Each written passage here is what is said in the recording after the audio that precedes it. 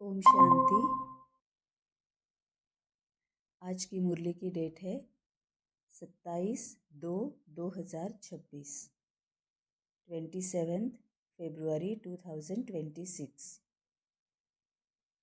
मीठे बच्चे, तुम इस कब्रिस्तान को परिस्तान बना रहे हो, इसीलिए तुम्हारा इस पुरानी दुनिया कब्रिस्तान से पूरा पूरा वैराग चाहिए। मीठे बच्चे, तुम इस कब्रिस्तान को परिस्तान बना रहे हो। अभी बाबा हमें जो सिखाता है, जो कुछ भी ज्ञान देता है, वो समझाने के लिए बाबा अलग अलग वर्ड्स यूज़ करता है, लेकिन वो ऐसे वर्ड्स होते हैं जिसका मीनिंग होता है, जिसका मतलब होता है मोर और लेस सिमिलर मीनिंग होता है। अब यहाँ पर बाबा कब्रिस्तान जब बोलता है तभी उसी को ही बाबा और क्या क्या बोलता है कि तुम मरे हुए हो, तुम काले हो, तुम्हारी आत्मा मरी हुई है, तुम्हें जिंदा होना है ना, तुम पूरी तरह से विकारी और पतित हो। अब कब्रिस्तान इसका मतलब ये है कि जहाँ पर शरीर को दफनाया जाता है ना। ये बाबा लौकिक के जो वर्ड्स है वो यूज़ करके, वो प्रतीकात्मक रूप से यूज़ करके हम आत्माओं को समझाता है। अब बाबा को लौकिक वर्ड्स यूज़ करने होते हैं क्योंकि जन्म जन्म से हम पूरी तरह से देहभान में रहे हैं, इसीलिए बाबा को यहाँ के लौकिक दुनिया के वर्ड्स यूज़ करके, वो प्रतीकात्मक रूप से यूज़ करके बाबा हमें समझाता है। तो कब्रिस्तान मतलब जहाँ पर शरीर को दफनाया जाता है। तो अभी बाबा के कहने का मतलब ये है कि तुम्हारी आत्मा भी मरी हुई है। शरीर को तभी दफनाया जाता है जब वो मर जाता है। बाबा कहता है तुम्हारी आत्मा भी मरी हुई है ना, पूरी काली हो गई है। उसमें कोई भी ना ज्ञान है, ना शक्तियाँ है, कुछ ना गुण है, ना संस्कार है, कुछ नहीं है, उसको कुछ भी याद नहीं है। तो तुम्हारी आत्मा पूरी तरह से पतित है, विकारी है, मरी हुई है। तो ये पूरा कब्रिस्तान बन गया है। इसको ही हम ये बोलते हैं कि कब्रिस्तान में भूत होते हैं ना, ये बोला जाता है कब्रिस्तान में भूत होते हैं। वैसे ही बाबा बोलता है कि तुम सभी है ना, वो भूत बन चुके हो। अब भूत मतलब क्या है? जो पूरी तरह से विकारी है, पंच महाभूत जिसको कहा जाता है। यहाँ पर भी कई सारे हम बाबा के बच्चे भी और सभी मनुष्य भी बहुत ज़्यादा कन्फ्यूजन करते हैं कि पंच महातत्व और पंच महाभूत है ना। पंच महातत्व मतलब क्या है कि जो 5 एलिमेंट्स है, हवा है, ज़मीन है, पानी है, आकाश है, अग्नि है, इसको पंच महातत्व बोला जाता है। और पंच महाभूत मतलब क्या है? कामना, क्रोध, अहंकार, मत्सर और स्वार्थ, इसको पंच महाभूत कहा जाता है। तो ये जो पूरे विकारों का बाप जिसको बाबा बोलता है, ये सभी जो महाविकार जो है, इसको पंच महाभूत कहा जाता है।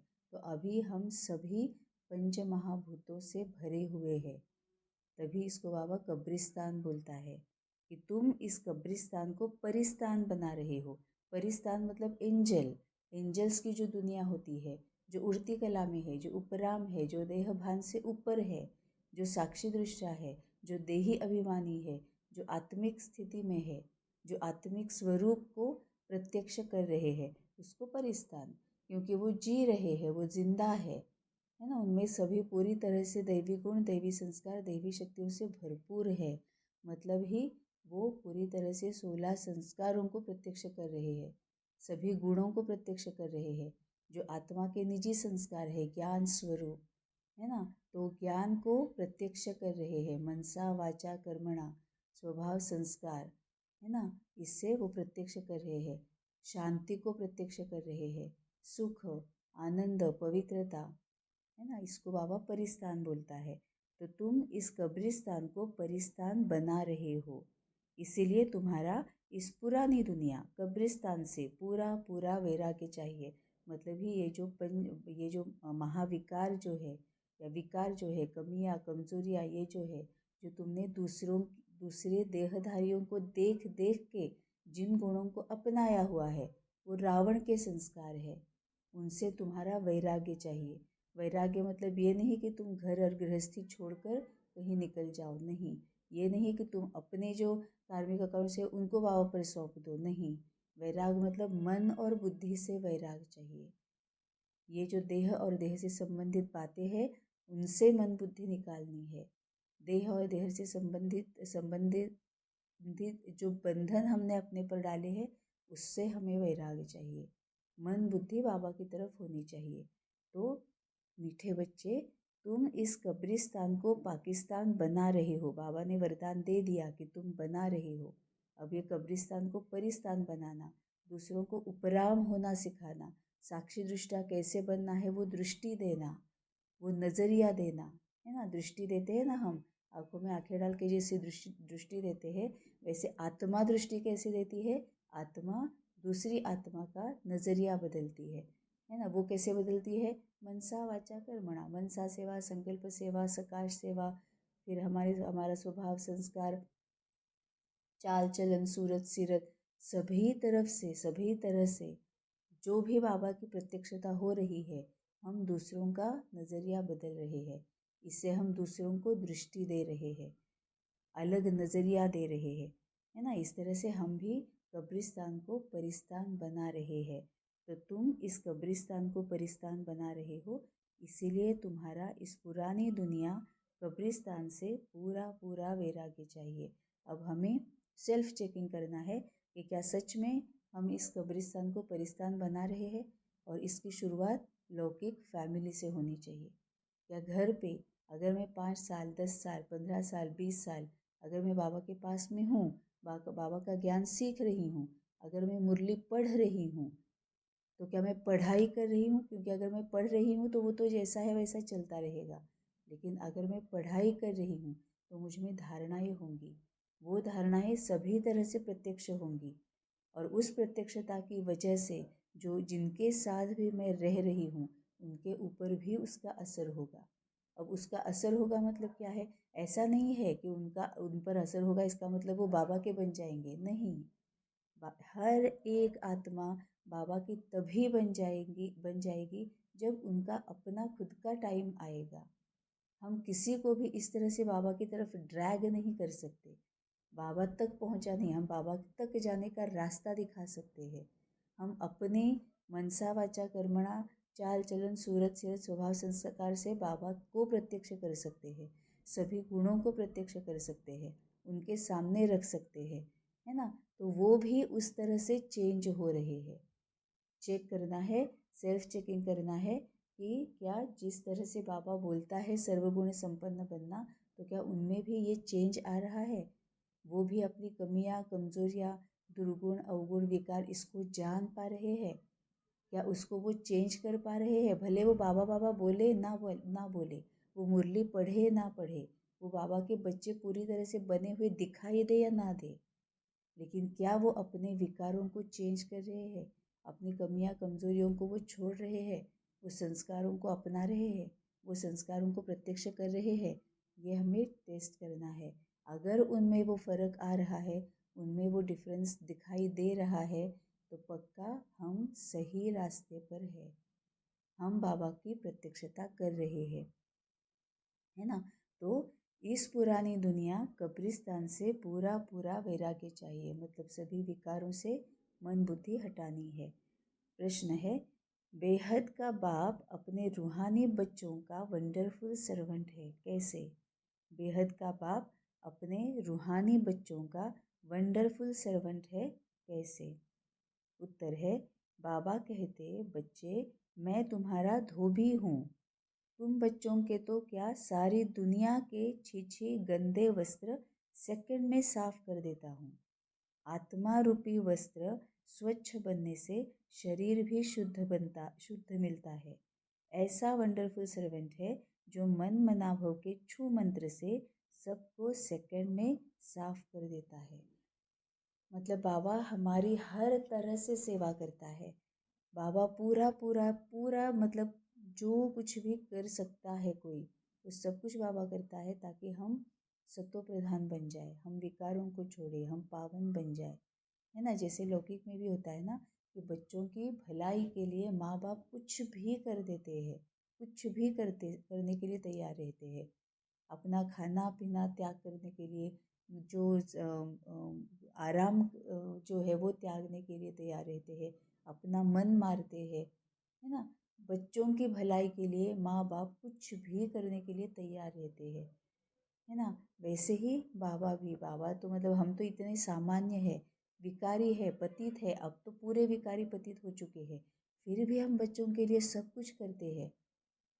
किसी से लड़ाई करनी हो, झगड़ा करना हो, मारपीट करनी हो, है ना, मतलब कुछ तो हम ऐसे देखते हैं ना माँ बाप की अपने बच्चों की जो गलती है उसको नज़रअंदाज करके लड़ाई झगड़े के लिए भी उतर आते हैं, है ना। जैसे महाभारत में भी एक बहुत अच्छा एग्जाम्पल है ना गांधारी और धृतराष्ट्र, कि पूरी तरह से बच्चों के मोह में इतने मतलब वो अटके हुए हैं, इतना बच्चों के प्रति मोह है ना। एक लिमिट छोड़कर वो जो प्रेम होता है, जो मोह में रूपांतरित हो जाता है, कि वो कुछ भी बच्चों के लिए कुछ भी करने के लिए तैयार रहते हैं। तो हम विकारी पतित, हम गलत भी करने के लिए तैयार रहते हैं। बाबा पूरी तरह से निरहंकारी बनकर, कोई भी स्वार्थ नहीं, कोई अपेक्षा नहीं, बाबा कुछ भी करता है बच्चों के लिए। इतने साल हो गए, पता नहीं 70 80 85 90 कितने साल हो गए, 2400 घंटे बाबा बच्चों की सर्विस में लगा हुआ है। एक ही बात अलग अलग अलग वर्ड्स यूज़ करके, अलग अलग एग्जाम्पल्स देके, अलग अलग तरीके से एक ही बात बता रहा है कि बच्चे तू आत्मा है, मैं तेरा परमपिता परमात्मा हूँ, और बाकी की सभी आत्माएं हैं, और अब तुझे आत्मिक स्थिति में रहकर पावन बनना है। बस यही बात बाबा बोलता रहता है, और इतनी तरह से बोलता रहता है, रोज के रोज हमें मुरली देता है, रोज के रोज हमारी अलग मुरली चलाने के लिए तैयार रहता है कि बच्चे तू मेरे साथ बात कर, तो अपनी खुद की मुरली चला। हाँ, मुरली मतलब भी क्या है, ब्रह्मा बाबा ने शिव बाबा के साथ, परमपिता परमात्मा के साथ, बाबा के साथ जो बात की है, उस बात से ब्रह्मा बाबा जो समझा है, जो भी ज्ञान उसने पाया है, वो बाबा मुरली के रूप में लिख के रखा है कि बाबा के साथ आज मैंने, शिव बाबा के साथ आज मैंने क्या बात की, शिव बाबा ने मुझे क्या बोला, शिव बाबा ने मुझे क्या कहा, शिव बाबा और मुझ में दोनों में क्या कॉन्वर्सेशन हुआ, क्या संभाषण हुआ, यही तो मुरली है ना। वही हमारे सामने आती है, हम पढ़ते हैं। तो हम जब बाबा के साथ बात करते हैं, बाबा को पूछते हैं, बाबा को बताते हैं, हमारा जो अपना कॉन्वर्सेशन चलता है, वो भी तो बाबा मुरली ही चला रहा है ना हमारे लिए, हमारे साथ हमारी स्पेशल मुरली चलाता है। तो 2400 घंटे इतने सालों से बाबा हर एक के लिए स्पेशल मुरली चला रहा है। अब ये सेल्फ चेकिंग करनी है कि क्या मैं वो स्पेशल मुरली सुनती हूँ, क्या मुझे रियलाइज़ होता है कि अरे हाँ, बाबा के साथ मुरली ही तो चलती है, ये कितनी मीठी होती है, कितना बाबा के साथ बात करना अच्छा लगता है, कितनी खुशी मिलती है, सब कुछ क्लियर हो जाता है, किसी के पास जाने की ज़रूरत नहीं पड़ती है, किसी को कुछ भी पूछने की ज़रूरत नहीं पड़ती है। फिर भी अगर कुछ पूछना है तो भी बाबा मुरली, हमारी जो स्पेशल मुरली चलती है उसमें से बताता है कि बच्चे तो अब यहाँ पर जा, वो है ना, वो भाई या वो बहन है ना, वो तुम्हें हेल्प करेगी, है ना। तो बाबा इतने साल से 24 घंटे हमारी सेवा कर रहा है, तभी बाबा बोलता है कि बाबा वंडरफुल सर्वेंट है। बाबा कहते बच्चे मैं तुम्हारा धोबी हूँ, तुम बच्चों के तो क्या, सारी दुनिया के छी गंदे वस्त्र सेकंड में साफ कर देता हूँ। अब हम बच्चे हैं तो डायरेक्ट हमें समझ में आता है कि बाबा किस तरह से हमें क्लीन करता है, आत्मा को शुद्ध बनाता है, पवित्र बनाता है, साफ करता है। ये जो विकार, कमियां, कमजोरियां, गंद, किचड़ा जो है, अज्ञान जो है, पूरी तरह से क्लीन करता है। धीरे धीरे धीरे धीरे धीरे रोज, मतलब भक्ति में जैसे होता है ना, अभिषेक किया जाता है ना, तो जैसे एक एक एक एक एक एक बूंद बूंद पानी का उस पर गिरता रहता है, वैसे पानी, एक ज्ञान का बूंद बूंद बूंद बूंद हमारी आत्मा पर गिराता रहता है, आत्मा को स्नान कराता रहता है, ज्ञान स्नान कराता रहता है। इसी को ही सोम रस कहा जाता है। सोम रस मतलब अभी भक्ति में उसका पूरा उल्टा मतलब बना दिया है कि सोम रस मतलब भक्ति में बना दिया है कि वो पीने वाला जो ड्रिंक होता है, सोम रस मतलब भांग या शराब, अल्कोहल जो होता है वो बना दिया है। लेकिन सोम रस मतलब ज्ञान, बूंद बूंद बाबा हमारे ऊपर सोम रस गिराता रहता है, ज्ञान की पानी से नहा हमें नहलाया रहता है। ज्ञान स्नान बोलता है ना, बाबा बोलता है। तभी तो होता है कि अगर हम बाबा के बारे में कुछ बात करते हैं, बाबा के साथ मनन चिंतन करते हैं, मुरली पढ़ते हैं, तो एकदम फ्रेश हो जाते हैं। उसके बाद कभी नींद नहीं आती है हमें, है ना। रात को भी अगर हम पोता मिल देने के बाद अगर कोई बाबा के साथ बात शुरू हो जाए, बस नींद खत्म हो जाती है, नींद चली जाती है ना। क्योंकि वो ज्ञान स्नान बन जाता है, फ्रेश महसूस करते हैं हम कि नहाने के बाद जैसे फ्रेश फील होता है, वैसे बाबा के साथ बात करने के बाद ज्ञान स्नान की वजह से हम बिल्कुल फ्रेश फील करते हैं। तभी बाबा बोलता है कि तुम्हारी आत्मा को मैं साफ करता हूँ। लेकिन यहाँ पर और एक इम्पॉर्टेंट बात बाबा कहता है कि मैं सिर्फ तुम्हारा ही नहीं, सारी दुनिया के छी गंदे वस्त्र जो है वो मैं साफ कर देता हूँ। और हम पूरे अहंकार में क्या रहते हैं कि बाबा सिर्फ हमारी बात सुनता है, बाबा सिर्फ हमें ही जवाब देता है, हम ही सिर्फ बाबा के बच्चे हैं। इतने अभी तक वो अहंकार वो दिखाने का जो कमी है, कमज़ोरी है, वो अभी तक नहीं जाती है। हम ही अहंकार में रहते हैं कि तुम्हें क्या पता है, तुम तो अज्ञानी हो, तुम तो नॉन बिके हो, है ना। लेकिन बाबा ने यहाँ पर क्लियर कर दिया कि सारी दुनिया के, अब वो क्या है, सिर्फ उसका तरीका अलग है, क्योंकि वो देवी देवताओं को मानते हैं। तो जिस भी देवी देवताएं, साधु संत, जो भी महान आत्मा को वो मानते हैं, उनके थ्रू बाबा उनको ज्ञान देता है, उन तक भी बाबा ज्ञान पहुंचाता है। वो भी बाबा के ही बच्चे हैं, सिर्फ हम बाबा के बच्चे नहीं हैं। उल्टा हमसे कई सारे, उनमें से कई सारे ऐसे बच्चे हैं बाबा के जो हमसे भी कहीं आगे है। बस उनको पता नहीं कि मैं आत्मा हूँ। आत्मा का ज्ञान सिर्फ उनको पता नहीं कि मैं आत्मा हूँ और ये परमपिता परमात्मा है। वो किसी देवी या देवता को भगवान मान रहे हैं। सिर्फ इतना फ़र्क है। तभी तो बाबा बोलता है कि तुम्हें पता नहीं है कि लास्ट में इतनी सारी आत्माएं आएंगी, एक सेकंड में उनको आत्मा का रियलाइजेशन होगा और वो तुम्हारे आगे बस चली गई। और हम यहाँ पर अहंकार में बैठे हैं कि मैं यही पहनूंगी, मैं यही ना पहनूंगी, मैं इसको नहीं छूऊंगी, मैं इसके हाथ का नहीं खाऊंगी। वो सब कर रहे हैं, लेकिन फिर भी ज्ञान स्वरूप है, शांत स्वरूप है, अपने से ज़्यादा है, कहीं कहीं ज़्यादा है ना। तो ये सभी जो दुनिया है, उन सभी बाबा के बच्चे हैं, उन सभी को बाबा ज्ञान देता ही है, सिर्फ अलग तरीके से देता है। तो बाबा कहते, बच्चे मैं तुम्हारा धोबी हूँ, तुम बच्चों के तो क्या, सारी दुनिया के छी गंदे वस्त्र सेकंड में साफ कर देता हूँ। आत्मा रूपी वस्त्र स्वच्छ बनने से शरीर भी शुद्ध मिलता है। अब यही बाबा, कई बार बाबा ने बोला है ना कि जो भी हमारी बीमारियां है, उसमें से ज़्यादातर बीमारियां तो हमारी गलत सोच की वजह से आती है ना। सिर्फ वायरल इन्फेक्शन जो होता है वही होता है जो बाहर से कहीं से आता है।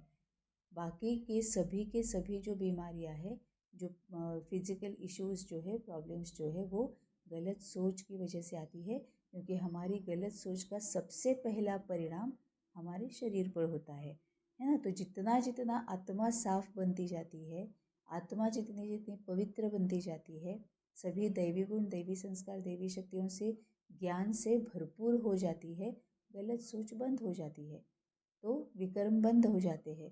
तो विकर्मों का पहला परिणाम जो शरीर पर होना होता है, वो बंद हो जाता है और शरीर भी स्वच्छ मिलता है, शुद्ध मिलता है। ऐसा वंडरफुल सर्वेंट है जो मन मना भव के छू मंत्र से सबको सेकंड में साफ कर देता है। मन मना भव मतलब हम जो भी बाबा के साथ है, कंबाइंड स्वरूप है, उनको वो छू मंत्र से, मन मना भव के छू मंत्र से सबको सेकंड में साफ कर देता है। इसका ही मतलब और बाबा किस वर्स में इसको बोलता है कि जितना तुम समीप रहोगे, उतना संपन्न बनोगे, उतना समान बनोगे, है ना। मन मनाभव मतलब क्या है, बाबा के साथ रहना, कंबाइंड स्वरूप में रहना, समीप रहना, क्लोज रहना, हर क्षण, हर समय, हर संकल्प बाबा को पूछ कर उठाना। क्योंकि जैसे शरीर का कदम जो है, वो शरीर से हम पाँव उठाकर कदम रखते हैं ना, आगे आगे जाते हैं, वैसे आत्मा का कदम क्या है, संकल्प। क्योंकि संकल्प बाय संकल्प ही तो ड्रामा आगे आगे आगे चल रहा है ना। क्योंकि हम संकल्प करते हैं तभी तो वो आगे प्रत्यक्ष होता है, फिर से संकल्प करते हैं, आगे प्रत्यक्ष होता है, जिसको ही हम डेस्टिनी बोलते हैं, नसीब बोलते हैं, किस्मत बोलते हैं, भाग्य बोलते हैं। हम ही तो हमारा भाग्य संकल्पों से लिखते हैं, वही ड्रामा आगे आगे चलता है। तो एक एक संकल्प आत्मा का कदम है। तो हर क्षण, हर समय, हर संकल्प हमें बाबा से पूछ कर उठाना है। धारणा के लिए मुख्य सार है, पहली पॉइंट, बाप के हर डायरेक्शन पर चलकर स्वयं को कौड़ी से हीरे जैसा बनाना है। एक बाप की याद में रह स्वयं के वस्त्रों को स्वच्छ बनाना है। बाप के हर डायरेक्शन पर चलकर स्वयं को कौड़ी से हीरे जैसा बनाना है। अब बाबा यहाँ पर कौड़ी का एग्जाम्पल देता है। कौड़ी का एग्जाम्पल क्यों देता है? क्योंकि कौड़ियाँ तो क्या होती है किसी के भी पास होती है ना, किसी के भी पास। हम अगर समुंदर के किनारे जाएं या फिर और भी कहीं पर, जो वालू जो होती है, रेत जो होती है, कहीं पर भी और भी कहीं पर अगर हम जाए, मार्केट में भी बेचने के लिए कहीं कौड़ियाँ, मतलब नॉर्मल है, सामान्य है, आम बात है। लेकिन हीरा आम बात नहीं है। हीरे के लिए हमें स्पेसिफिकली जहाँ जाना है वहाँ जाना होता है, प्लान करना होता है, उसका अलग इम्पोर्टेंस है, उसका अलग ये है क्या, दिखावा है ना, वो अलग है। तो कौड़ी जो है वो सामान्य है। तो बाप के हर डायरेक्शन पर चलकर स्वयं को कौड़ी से हीरे जैसा बनाना है। और भी एक भक्ति मार्ग में बोला जाता है, जो कौड़ियाँ होती है ना, वो किसी और काम के लिए भी यूज़ होती है। या फिर कौड़ी जो होती है, ये भी भक्ति मार्ग में बोला जाता है कि कौड़ियों को यूज़ मत करो। क्योंकि वो दरिद्र देती है, वो तुम्हारे पास जो भी अच्छी बातें हैं वो निकाल देती है। ये भी मान्यता है भक्ति मार्ग में। लेकिन ये ऐसा हीरे के लिए कोई बोलता है क्या? नहीं, हीरा तो अमीरों की बात है, अमीरों के पास होता है। अब आत्मा के लिए कौड़ी और हीरा, इसका मतलब क्या है? तो हीरा मतलब ये सभी दैवी गुण, दैवी संस्कार जो आत्मा को एकदम शाइनिंग ब्राइट बनाता है। सभी ये जो रंग जो है, 7 रंग जो बाबा बोलता है ना, शक्तियों के, पवित्रता के, शांति के, सुख के, आनंद के, ये जो सभी रंग जो बाबा बोलता है, वो सातों रंग जब एक समान, बाबा ऐसे बोलता है ना कि अगर सहन शक्ति भी है तो 100% होनी चाहिए, प्यार की शक्ति है वो भी 100% होनी चाहिए। तो ये सभी रंग 100% अगर हमारे पास है, हमारे में, आत्मा में भरे हुए हैं, तो आत्मा सफ़ेद दिखती है, ब्राइट, शाइनिंग, क्लीन, क्लियर, सफ़ेद, हीरे जैसी चमकती हुई दिखती है ना। तो बाबा बोलता है बाप के हर डायरेक्शन पर चलकर स्वयं को कौड़ी से हीरे जैसा बनाना है। मतलब सभी शक्तियों से, ज्ञान की शक्ति, प्यार की शक्ति, आनंद की शक्ति, पवित्रता की शक्ति, सबसे भरपूर करना है। 100% सभी दैवी गुण हो हमारे पास। एक बाप की याद में रहकर स्वयं के वस्त्रों को स्वच्छ बनाना है। दूसरी पॉइंट है, अब नए घर में चलना है, इसीलिए इस पुराने घर से बेहद का वैराग्य रखना है। नशा रहे कि इस पुराने कब्रिस्तान पर हम परिस्तान बनाएंगे, है ना, जैसे ऊपर बाबा ने बोला हुआ है। ये जो पुराना घर जो हमारा है, उसको छोड़कर नए घर में जाना है हमें। वरदान है, रहम की दृष्टि द्वारा घृणा दृष्टि को समाप्त करने वाले नॉलेजफुल भव। पूरा इंटरलिंक्ड होता है ना। ज्ञान है तो शक्तियाँ है, तो प्यार है, तो पवित्रता है, तो शांति है, तो सुख है, तो आनंद है ना। ये पूरा इंटरलिंक्ड है। तो रहम की दृष्टि द्वारा घृणा दृष्टि को समाप्त करने वाले नॉलेजफुल भव। जो बच्चे 1-2 के संस्कारों को जानकर संस्कार परिवर्तन की लगन में रहते हैं, कभी यह नहीं सोचते कि यह तो है ही ऐसे, उन्हें कहेंगे नॉलेजफुल। वे स्वयं को देखते और निर्विघ्न रहते हैं। उनके संस्कार बाप के समान रहम दिल के होते हैं। रहम की दृष्टि घृणा दृष्टि को समाप्त कर देती है। ऐसे रहम दिल बच्चे कभी आपस में खिटखिट नहीं करते, वे सपूत बनकर सबूत देते हैं। रहम की दृष्टि द्वारा घृणा दृष्टि को समाप्त करने वाले नॉलेजफुल भव। जो बच्चे 1-2 के संस्कारों को जानकर संस्कार परिवर्तन की लगन में रहते हैं, मतलब ही क्या है, रहम की दृष्टि द्वारा घृणा दृष्टि को समाप्त करना। अब रहम की दृष्टि कब आएगी? घृणा दृष्टि को खत्म करना है तो रहम की दृष्टि चाहिए। रहम की दृष्टि कब आएगी? जब हम सभी को स्वीकार करेंगे, हम सभी को समा लेंगे, सभी की कमज़ोरियों को हम अपनी कमज़ोरियों की तरह से ट्रीट करेंगे कि मेरी कमज़ोरी मैं फैलाती नहीं हूँ, किसी को बताती नहीं हूँ, उसके ऊपर काम करती हूँ और उसमें से बाहर निकलती हूँ, उसको ख़त्म करती हूँ। वैसे ही बाकियों की कमज़ोरी भी, उसको फैलाना नहीं है, उसको परखना है। और जैसे ही परखेंगे, जान जाएंगे, उनको इस तरह से शक्तियाँ देनी है कि वो भी अपनी कमज़ोरियों से बाहर आ जाए, वो भी अपनी कमज़ोरी को छोड़ दे, है ना। तो यही रहम की दृष्टि है। जब तक हम उनको अपनाएंगे नहीं, तब तक हम रहम दिल नहीं बनेंगे। और जैसे ही हम रहम दिल बनेंगे, ऑटोमेटिकली अंदर से क्या आएगा, बहुत ज़्यादा प्यार, प्रेम की शक्ति ऑटोमेटिकली, घृणा खत्म हो जाएगी और प्यार आएगा। तो जो बच्चे एक दो के संस्कारों को जानकर संस्कार परिवर्तन की लगन में रहते हैं, मतलब अगर सामने वाली आत्मा अशांत है तो हम अपना संस्कार कौन सा, हम उसके, अगर हम पहले वाले होते, लौकिक में अलौकिक जन्म के पहले वाले होते, बाबा को जानने के पहले वाले होते, तो क्या करते, सामने वाला अशांत है, हम भी अशांत हो जाते, है ना। वही वही संस्कार हम भी, हमारा भी ट्रिगर हो जाता। ये कई बार हमने देखा है, बच्चे हैं, घर से ही शुरू करते हैं। अगर बच्चों को इतना सा कुछ दुख हो जाता था, हम दुखी हो जाते थे। अगर किसी का बच्चा, हमारे बच्चे का अगर किसी ने इंसल्ट किया, इतने छोटे छोटे छोटे बच्चे, कहाँ का इंसल्ट, कहाँ का क्या, कुछ भी पता नहीं, लेकिन फिर भी इतने छोटे छोटे बच्चों का भी कोई अपमान करता था, हमारा अपमान ट्रिगर हो जाता था, हम लड़ने पे उतर आते थे कि मेरे बच्चे को तूने ऐसे बोला ही कैसे, है ना। तो उनके जो संस्कार होते थे, वही संस्कार हमारे ट्रिगर हो जाते थे। लेकिन अब बाबा ने क्या बोला कि उनके संस्कारों को देखकर अपने संस्कारों में परिवर्तन करो, जो शक्ति है उसको इमर्ज करो, जो शक्ति की ज़रूरत है, समय प्रमाण जो शक्ति की ज़रूरत है उसको प्रत्यक्ष करो। तो अगर कोई हमारे सामने अशांत है, तो हमें कौन सी शक्ति चाहिए, शांति की चाहिए।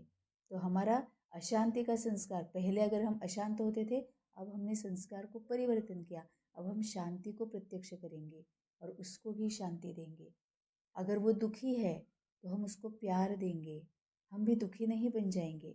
नहीं तो क्या होता है कि कोई फ्रेंड्स होते हैं, आके कोई बोलती है, देखो ना आज मेरे फलाना फलाना इस इंसान ने या इस आत्मा ने मुझे ऐसे ऐसे बोला, मुझे अपमान किया, हमेशा ऐसे ही करते हैं, मेरे युगल हमेशा अपमान ही करते हैं, वो ऐसे ही है, वैसे ही करते हैं। हम क्या करते थे, उनकी हाँ में हाँ मिलाते थे, अरे हाँ हमारे यहाँ भी ऐसे ही है, ऐसे ही होता है, कितना मरो, कितना काम करो, इनके लिए कुछ भी करो, इनको कुछ है ही नहीं, है ना। उनके जो संस्कार होते थे वही हमारे भी ट्रिगर हो जाते थे।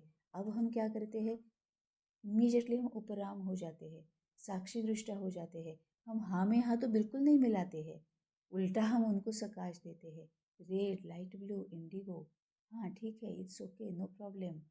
हम ज्ञान स्वरूप बन जाते हैं, है ना। और मनसा से उनको बताने लगते हैं कि अरे ये होता है कि कोई तुम्हारा ही पिछले वाला है ना कर्म, उसका परिणाम सामने आया है, सो इट्स ओके।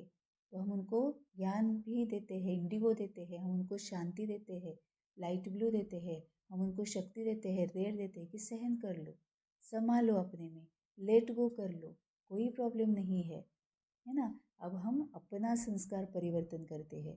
तो वही तो गरबा में भी वही होता है ना, जो भक्ति में जो रास लीला बताई जाती है श्री कृष्ण की, वही है। कृष्ण क्या करता था, गोपियों के साथ रास लीला करता था, उनके ताल में ताल मिलाता था, है ना। अगर वो जिस तरह से वो अपना ताल दिखा रहे हैं, उससे मिलने वाला ताल वो करता था, तो वो रास लीला होती थी, जिसको गरबा भी, अभी भी गरबा के रूप में वो खेलते हैं। तो ताल से ताल मिला कर खेलते हैं, तभी तो वो ब्यूटीफुल धुन बजती है, तभी तो वो मुरली बजना शुरू हो जाता है ना, तभी तो वो आनंद आता है उसमें। अब ये वाला जो आनंद है वो आत्मा का आनंद है। वो तो फिर भी जो अपेक्षा पूरी होने का इस वाला, ये वाला आनंद है, गरबा खेलना, है ना। लेकिन ये आत्मा का आनंद है। जब हम आत्मा का संस्कार सामने वाले के संस्कारों से मिलाएंगे, तब बाबा बोलता है कि ये संस्कार परिवर्तन की लगन में रहते हैं। कौन, जो नॉलेजफुल है। इसके लिए भी ज्ञान स्वरूप बनना पड़ेगा ना। वो ज्ञान उस वक्त इमर्ज होना चाहिए, उस वक्त याद आना चाहिए, उस वक्त प्रत्यक्ष होना चाहिए। तभी तो बाबा बोलता है कि तुम्हारी सभी जो गुण है, सभी जो शक्तियाँ हैं, वो 100% हमेशा इमर्ज रूप में होनी चाहिए, प्रत्यक्ष रूप में होनी चाहिए। वो कभी यह नहीं सोचते कि यह तो है ही ऐसे, उन्हें कहेंगे नॉलेजफुल। वे स्वयं को देखते और निर्विघ्न रहते हैं। अब स्वयं को देखते और निर्विघ्न रहते, इसका मतलब क्या है? सामने वाली आत्मा अहंकारी है तो उपराम होते हैं, पहले अपने आप को देखते हैं कि मैं क्या उनके प्रभाव में आ रहा हूँ, नहीं, मैं उपराम हूँ। और फिर निर्विघ्न रहते हैं कि हमारे अहंकार को ट्रिगर नहीं होने देते, उनको अहंकार से छूटने के लिए शक्ति देते हैं। तो हम अपने आप को निर्विघ्न करते हैं। उनके संस्कार बाप के समान रहम दिल के होते हैं, है ना, मतलब हम उन पर गुस्सा नहीं हो रहे। अहंकार वो दिखा रहे पैसे का, रूप का, रंग का, पर्सनालिटी का, उनके सत्ता का, जो भी है, धन का, जो भी अहंकार है, वो अगर दिखा भी रहे हैं तो हम क्या करते हैं? बाप की समान बन जाते हैं, हम उनको अपना लेते हैं। रहम दिल बेचारा अहंकारी है, उसको इसमें से जाएगा, छूट जाएगा, इसमें से भी हम उनको शक्ति देते हैं। रहम की दृष्टि घृणा दृष्टि को समाप्त कर देती है, देहभान से हमें देही अभिमानी बना देती है। ऐसे रहम दिल बच्चे कभी आपस में खिटखिट नहीं करते। अब आपस में मतलब हम जो बाबा के बच्चे हैं, अभी जिन्होंने बाबा को जाना है वो वाले बच्चे हैं, उनके साथ भी खिटखिट नहीं होती है और औरों के साथ भी खिटखिट नहीं होती है। यहाँ से शुरुआत कहाँ से होनी चाहिए? लौकिक फैमिली से। या अगर लौकिक फैमिली में अभी भी खिटखिट हो रही है, अगर अभी भी इन लॉज का कुछ ना कुछ तो खटक रहा है, अगर युगल का कुछ ना कुछ खटक रहा है, बच्चों का कुछ ना कुछ खटक रहा है, डॉटर्स इन लॉ जो है, हमारी बहुएं है, दामाद है, और ये जो है ना ग्रैंड चिल्ड्रन जो है, माँ बाप है, भाई बहन है ना, शादी के बाद को भाई बहनों का भी खटकने लगता है, माँ बाप का भी खटकने लगता है। अभी भी हमारे लौकिक फैमिली से किसी का कुछ खटक रहा है, इसका मतलब खिटखिट हो रही है, इसका मतलब हम रहमदिल नहीं है, हम देही अभिमानी नहीं है, हम आत्मिक स्थिति में नहीं रह रहे हैं, हम ज्ञान स्वरूप नहीं बन रहे हैं, बाबा का ज्ञान प्रत्यक्ष नहीं कर रहे हैं। क्योंकि उनको अगर हम आत्मा देख रहे हैं, पहले अपने आप को आत्मा देखकर परमपिता परमात्मा के साथ उनको आत्मा देख रहे हैं, देह के संबंध के बंधन को छोड़ रहे हैं, बंधन मुक्त रहकर आत्मा देख रहे हैं, तो ज्ञान स्वरूप बन जाएंगे, शांत स्वरूप बन जाएंगे, पवित्र स्वरूप बन जाएंगे, शक्ति स्वरूप बन जाएंगे, सुख स्वरूप बन जाएंगे, आनंद स्वरूप बन जाएंगे, घृणा खत्म हो जाएगी। और इसी तरह से जो जिनके साथ हम रह रहे हैं वो भी अपने आप को परिवर्तन करेंगे, लेकिन उसके लिए पहला कदम हमें उठाना पड़ेगा, हमें अपने आप को परिवर्तन करना पड़ेगा। ये सपूत बनकर सबूत देते हैं, तो यही बाबा के सपूत बच्चे हैं, राइट हैंड बच्चे हैं, क्योंकि वही तो फिर इसी तरह से ही तो विश्व कल्याण शुरू हो जाता है ना। और ऐसे ही विश्व कल्याण करते करते विश्व राज्याधिकारी बन जाते हैं, जो बाबा ने कल परसों की मुरली में बोला था। स्लोगन: सदा परमात्म चिंतन करने वाले ही बेफिक्र बादशाह है, उन्हें किसी भी प्रकार की चिंता नहीं हो सकती, क्योंकि परमात्मा चिंतन कर रहे हैं, बाबा के ऊपर पूरा अपने आप को सरेंडर कर दिया है। बाबा ये मन भी तुम्हारा, बुद्धि भी तुम्हारी, और ये शरीर भी तुम्हारा है, इसको जैसे चलाना चाहते हो चलाओ, मेरे मन में संकल्प तुम दे दो, वैसे वैसे फिर शरीर से काम होने लगेगा, फिर वैसे वैसे आत्मा शरीर से काम करने लगेगी, कराएगी। तो सदा परमात्मा चिंतन करने वाले ही बेफिक्र बादशाह है, उन्हें किसी भी प्रकार की चिंता नहीं हो सकती। अभी माँ बाप ये सुन नहीं रहे हैं, थोड़े एजड हो रहे हैं, हटवा मतलब जो ज़िद्दी बन गए हैं, अब इनको मैं क्या करूँ, इनका मैं क्या करूँ, गुस्सा आता है, कहाँ तक ये चलता रहेगा, इन लॉज भी है, कहाँ तक चलता रहेगा, है ना, बच्चों का भी करना है, ये करना है, कहाँ तक चलता रहेगा, ये चिंता नहीं होगी। तुम बताते जाओ, वैसे मैं करती जाऊँगी, अब क्या हो रहा है मुझे कोई फ़र्क नहीं पड़ता, है ना, मुझे बस यहाँ पर रहकर 100% मेरी ड्यूटीज़ एंड रिस्पॉन्सिबिलिटीज़ निभानी है, लेकिन वो भी कैसे? जैसे जैसे तुम बताते जाओगे वैसे वैसे मुझे करना है। अव्यक्त इशारे: स्व उन्नति और सेवा की उन्नति दोनों में एक ने कहा, दूसरे ने हाँ जी किया, ऐसे सदा एकता और दृढ़ता से बढ़ते चलो। जैसे दादियों की एकता और दृढ़ता का संगठन पक्का है, ऐसे आप रत्नों का भी संगठन पक्का हो, तो संगठन की शक्ति जो चाहे वह कर सकती है। संगठन की निशानी का यादगार है 5 पांडव। 5 पांडव यादगार है संगठन की शक्ति का, मतलब कैसे? कि एक है युधिष्ठिर, युद्धजन्य परिस्थिति में भी स्थिर रहने वाला, एक है अर्जुन, ज्ञान को कॉन्स्टेंटली अर्जित करने वाला, एक है भीम, अपने जो शक्तियां है, फिजिकल पावर जो है उसको सही मायने में यूज करने वाला, सही जगह पर यूज करने वाला, एक है नकुल, कोई भी कुल जात पात धर्म पंथ इसके ऊपर उठा है, इसके बियॉन्ड जो गया है, इंसान को इंसान समझ रहा है, आत्मा को आत्मा समझ रहा है ना, किस जाति का, किस कुल का, किस पंथ का कुछ नहीं सोच रहा है। और एक है सहयोग, हर एक स्थिति में, हर एक सहदेव, हर एक स्थिति में हर एक को सहयोग देता है, वो है सहदेव। तो ये संगठन, ये जो 5 पांडव है वो संगठन की निशानी का यादगार है। तभी तो सबने मिलकर 100 जो ये थे कौरव थे, है ना, उनके ऊपर विजय प्राप्त की, है ना। अब ये कौरव भी किसके प्रतीक है? दुर्योधन, दुशासन, सभी दू दू दू है ना। जो शासन का दुरुपयोग करता है दुशासन, धन का दुरुपयोग करता है दुर्योधन, शील का दुरुपयोग करने वाली आत्मा दुश्शीला, है ना, कि कोई कैरेक्टर का ख्याल ही नहीं है ना। शील का जो हमारे पास है उसका दुरुपयोग दुश्शीला। तो ये सभी विकारों पर, ये सभी इसके ऊपर जिन्होंने विजय प्राप्त की वो है 5 पांडव। तो ये बाबा बोलता है कि ये संगठन की निशानी का यादगार है ना। तो संगठन में रहकर मनसा सेवा, संकल्प सेवा अगर हम करेंगे तो विश्व परिवर्तन हो जाएगा। ओम शांति।